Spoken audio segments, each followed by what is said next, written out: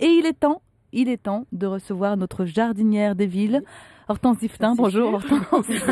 Bonjour Elena, bonjour tout le monde. Salut Hortense. Fais les commentaires sur la façon dont je la présente. Alors, une fois par mois, on a droit à vos conseils de jardinière en chef de votre balcon. Oui. Imaginez notre impatience, Hortense. Ah bah oui, oui, j'imagine bien. Hein. Non, parce que comme tout le monde le sait quand même, je suis pas hyper douée au niveau de la culture des plantes ou d'autres trucs qui sortent de terre d'ailleurs. Hein. J'ai beau m'appeler Hortense, je n'ai pas la main hyper verte comme quoi le coup du prénom qui a un impact sur votre vie. Oublions, ça je peux le témoigner. Hein. Mais je me laisse pas aller. Ah bah j'ai tout tenté. Hein. Ici j'ai essayé, j'ai tenté les orchidées. Bon, c'était pas une réussite. Oui, ça on a vu. Hein, le basilic et la tomate cerise. Bon, c'était pas non plus. Et la lentille dans le coton aussi.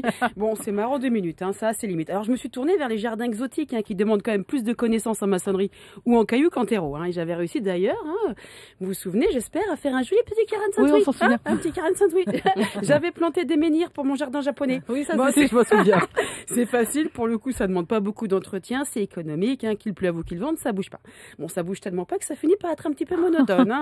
On a beau dire ce qu'on veut, un caillou, dans tous les sens, on le retourne, restera toujours un caillou. Voilà. C'est ce que Pierre disait tout à l'heure, il faut un peu de cailloux et un peu de fleurs, faut le mélange, mon Hortense. Oui, parce que c'est vrai, donc tout ça, c'était pas très fleuri. Et puis, j'ai vu mon jardin et ma maison. Ah. Oui, un mini jardin alpin sur la terrasse. Et donc je me suis dit, comme j'habite au 5e étage, ouais, bah bien sûr, une réflexion, évidemment. Je me lance dans les jardins. Au niveau de l'altitude, tu pars déjà gagnante. Exactement. Pas folle la guêpe. Alors les plantes des Alpes, on les met dans les petits pots, ça s'appelle la potée alpine, c'est mignon.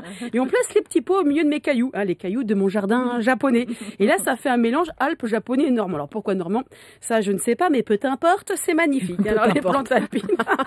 Elle est parfaite cette liaison. Voilà. Alors les plantes alpines en plus sont plutôt rustiques et comme mes menhirs, elles n'ont pas besoin de beaucoup d'eau. En même temps, avec tout ce qui tombe en ce moment, je suis pas aidée. Mais j'ai encore une petite botte secrète. Ah, alors, vous la partagez avec nos auditeurs? Oui, il paraîtrait que la musique ferait pousser les plantes. Pierre, Caroline. Oui, exact. Il suffit de chanter, Hortense. Oui, alors là, non, parce qu'elle a tout travail là pour le coup. Alors, et si vraiment j'y arrive pas, la fourmi. Si vraiment j'y arrive pas, il n'y a pas de honte à se tourner vers des vrais professionnels. J'ai repéré d'ailleurs 1 ou 2 ronds-points très fleuris à côté de chez moi, et j'irai faire une petite radienne ce soir. Voilà.